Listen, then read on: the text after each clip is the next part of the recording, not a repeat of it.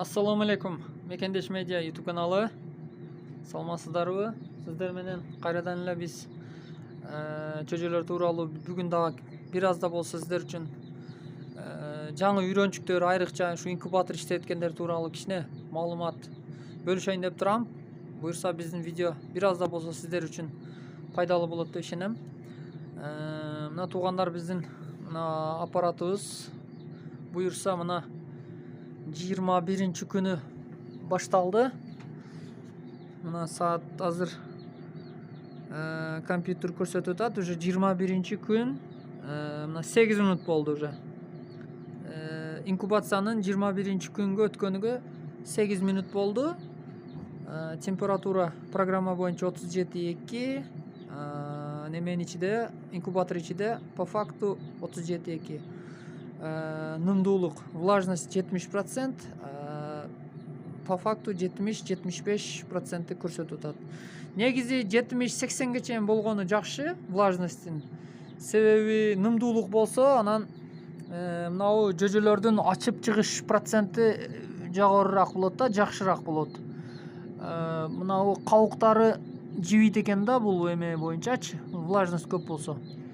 Анан ошого мен мисалы үчүн влажностьти ушундай көп эмеде коем да. Көбүрөөк процент кармайм да ар инкубацияда. Анан бүгүнкү видео сиздерге бүгүн маанилүү жаңылык дебейм, эми мындай өзүмдүн билген тажрыйбам менен сиздер менен кичине бөлүшөйүн деп атам. Анткени көпчүлүк инкубацияда ушул нерсени эске алып койсо жакшы болот, башкаларга пайдасы тиет. Мен өзүм дагы башымдан өттү, ошондуктан сиздерге дагы ушундай пайдалуу болсун деп бүгүн мен татып атам. Бул жерде азыр бизде эмелер боюнча айтсак, бу жерде 3 порода бар: Тоджон, Австралоп, анан Адлерский серебристый. Анан бул жерде Австралоп менен Адлер бар. Бул жерде Адлер өзү бар, бир лоток полный, бир лотокко 150дөн батат. Анан бул жерде Лигорн бар. Лигорн белый стандарт. Анан астыда дагы Австралоптун жаңы линиясы бар, румынский. Румыниядан келген жаңы немеден, линиядан. Анан дагы Тоджон бар. Эми бул жерде аралаш болгон себеби биз түстөргө карап кийин эме кылганда ажыратып алабыз. Чоң кичине брудерге саганда ажыратып алабыз да, ошондуктан салып эме кылып бөлүп светиге карап туруп ажыратып алсак болот. Анан бул жерде Адлер тоогуттардын эң өзгөчөлүгү, мен ушул мага жакты, Адлер көп мындай эмеси. Себеби мына бүгүн так вентиляция иштеп атат. 21 күнү болсо уже Адлер уже 40% чыгарып бүттү да. Уже 19 күнү кеч 20сыдан башталды да. Мына бир суткада уже где-то 70-80 штук уже жөжө чыгып бүттү уже бир сутканын ичиндечи. Анан Адлер ушундай эрте жетилет экен, эрте ачылат экен, анан өтө тетик, чыйрак болот экен. Ушул көп тоок баккандардан мындай Адлердин ушундай өзгөчөлүктөрүн көп эле байкашып атат, угуп жүрөбүз. Мен дагы ушуну по факту байкадым. Действительно чыйрак болот экен, мындай тез жетилет. Анан мына Лигорндуку кечирээк ачырат экен. Лигорн белый стандарт. Бул породаны быйыл кошуп атамын.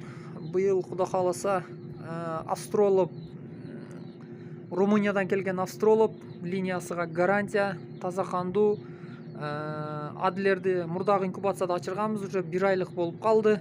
Казакстандан келген линия, ал дагы жаңы линия, привозной. Кыскасы Лигорн дагы ошондой, привозной, Казакстан и Россия.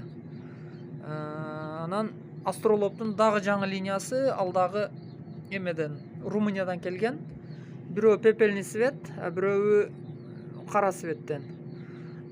Анан Тоджон бар. Тоджон дагы ошол өзүдүкүдөн эле. Ал дагы таза кандуу, ага дагы гарантия. Буюрса бизде быйыл 5 порода болот. Ошондуктан азыр Адлерлер сатылат, калгандары сатылбайт. Адлерге алам дегендер болсо, буюрса эми сиздерге ыңгайлуу сыянак кылдык, абдан арзан. 110 сомдон болот буюрса бизде. Бул көпчүлүктүн шартыга жараша ошолорду да эске алдык.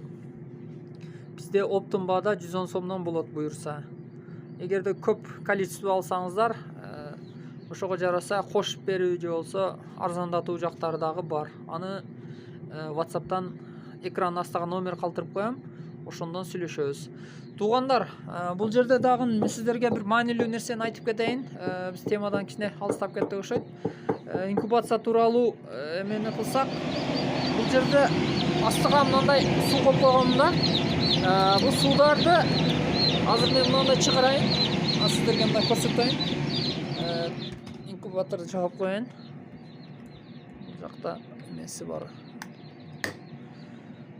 Так, туугандар, көпчүлүк эмеде ушул инкубатордо ушул нерсени эске алып коюңуздар. Мына сиздер көрүп атасыздар, суудун бетиде мындай кылдар жүрөт. Көрдүңүздөр, булар жөжөлөрдөн чыккан үчүн ичинен баягы түктөрүдөн чыгат экен да ушундай кылдарчы.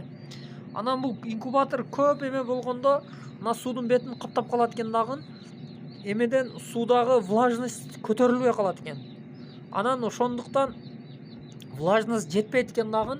Бул жакта баягы тукумдун кабыктары эме болуп калат экен да.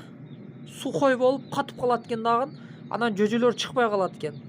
Мен нормалдуу перде ошондой 2 жолу инкубацияда ошондой болду. Мен сураштырып көп эме кылсам, ошол мынау эме жабылып калат экен да. Анан влажность көтөрүлбөй калат экен. Эми буну көпчүлүк биле бербейт экен, айрыкча жаңы ачырып аткандар, үйрөнүп аткандар. Ошого сиздер эме кылганда мен мисалы үчүн азыр буларды бир катар төгүп, сууларын тез алмаштырып турам да. Алмаштырып турам. Анан азыр бул жакта дагы вентиляция бар. Бул аппаратта бул жерде вентиляция турат. Ошол вентиляция нымдуулукту көтөрүп берет. Кошумча бул жагынан дагы вентиляция бар, бул жагынан дагы эме бар, вытяжка бар. Ошого ушул нерсеге маани бериңиздер. Анан баягындай майда сеткаларды да коюп коюшат экен. Эми ар ким ар кандай методдор колдонот экен, бирок мен сууларын эле алмаштырып турам. Сууларын эле алмаштырам, тез алмаштырып коем. Ошондо жаңы суу болот дагы, ичин чайкап жууп туруп жаңы суу болот. Ошондо влажность жакшы көтөрүлөт. Анан бул жерде мен бул жака мындай эмеге салып койгонмун. Бул эмне десеңиздер, кызым жардам берип атат мага. Бул эмне десеңиздер, бул немеге марганцовкадан аз-маз куюп сууга эме кылып койгонмун. Насосный бул. Мынтип немелерге чачып турамын. Эмеге чачып турамын, инкубаторгачы. Ар жөжө алганда кичине-кичинеден себеп коем. Бул нымдуулукту дагынам көтөрүп берет. Бирок эми буларда вентиляциясы бар, мынада көп ашча нымдуулукту дагы өзү алып чыгып кетет, өзүнүн нормасы да кармайт аппарат. Анан айрыкча мен ушул немени алганда, инкубаторду алганда, ушул инкубатордун немелери, основательдери, ошол инженерлери, программисттери өтө чоң тажрыйбасы эме күчтүү эмек болгон экен, мурда чоң фермер болгон экен. Анан ошолор мага рекомендация берди, что 19-күндөн уже бул автоповорот токтойт булардыкычы. Автоматический.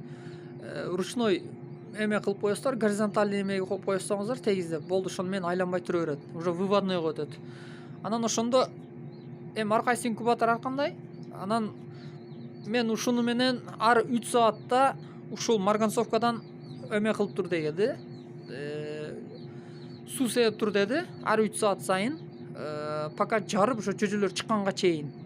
Ошондо дагынам эме жакшы болот экен, эме инкубация. Муну тышындагы микробтор өлөт экен, мына марганцовка плюс дезинфекция дагы болот экен. Анан кийин ошол немеге тукумдун кабыктары жийип, нымдуулук жакшы болуп, ошонун инкубациянын чыгышы жакшы болот экен да. Анан мен ошолорду айтканын кылып, азыр ушул методду колдонуп атам дайыма. Жыйынтык жакшы берип атат. Бүгүнкү инкубация кандай болот билбейм.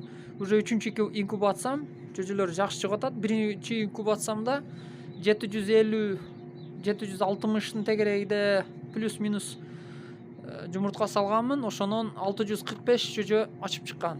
Эми буюрса кийинкисиде мен кичине адашып кеттим, жазбай калыпмын. Мындай өзүм үчүн эме кылып жазайын деп атам.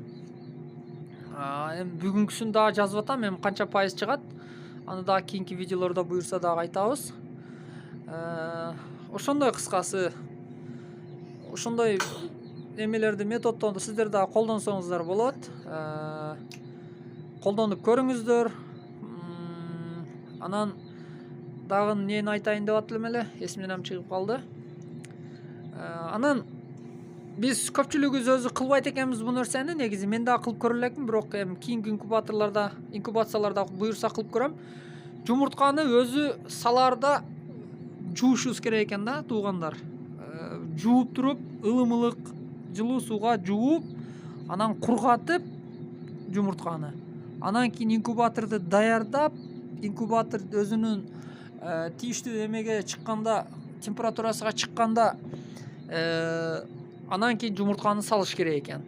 Анан мен дагы бирдемени айтам деп эсимден чыгып калыптыр. Мен мындай эмени колдоном, масканы. Себеби бул мына инкубаторда чыкканда неме бунун вентилятору күчтүү дагы чаң айдайт да. Баягы мынау көрдүңүздөр го азыр мынау эмедеги. Ушундай чаң кирип, биринчи инкубацияда байкабадым эле, билбей кызыгып кала бериппин, бирок эртеси күнү өпкөмө ушундай чаң толуп, баягы мынанын ичинде чыккан чаңдар толуп, аябай кыйналдым да. Ошондуктан ошондон бери ушундай маска тагып, маска менен колдоном, инкубацияны ачып, жөжөлөрдү алып чыгарганда. Ошондон бери кыйла жеңил болуп калды. Анан инкубаторга сырткары дагы кошумча мындай эмени коюп коесуздар. Влагомер, термометр. Бирөө влажность көрсөтөт, бирөөсү мына чоңу влажность, нымдуулукта, булусу температура. Температура комнатный температура 18 градустан 22 градуска чейин болуш керек экен да. Ошону мен мындай байкап туруш үчүн ошону да коюп койгом кошумча. Кыскасы ушундай туугандар. Биздин видео сиздер үчүн бир аз да болсо пайдалуу болду деп ишенемин. Андыктан биздин каналга катталып коюңуздар. Биринчи жолу көрүп аткандар, дайыма көрүп аткандар, лайктан басып өзүңүздөрдүн сунуш ой пикириңиздерди жазып коюңуздарды суранамын. Сиздерге дагы ушундай ниет кылып жүргөн болсоңуздар, ушундай породадагы тооктор, жөжөлөр ушундай бизнес кылыш сиздерге да насип кылсын. Сурооңуздар болсо комментарийге жазып койсоңуздар болот. Сиздерге колдон келишинче жардам берем же өзүмдүн билген маалымат менен бөлүшүп турамын. Жөжө алам дегендер болсо экрандын астындагы номерге байланышсаңыздар болот. Биздин мындан буяга буюрса 110 сомдон болот жөжөлөрүбүз. Буга чейин 150 сом, 140 сомдон болуп келген. Базар баасына жараша. Эми мындан ары буюрса биз арзандатуу кылып жатабыз. Сиздерге да ыңгайлуу болот. Алып сатып бизнес кыламын, алып сатам дегендер болсо да кайрылсаңыздар болот. Сүйлөшөбүз. Бардык маалыматты WhatsApp аркылуу сүйлөшөбүз. Сиздер менен Мекендеш медиа YouTube каналы болду. Кийинки видеолордо көрүшкөнчө саламатта калыңыздар. Биздин видео жаккан болсо, сиздерден лайк басып кетүүңүздөрдү суранамын.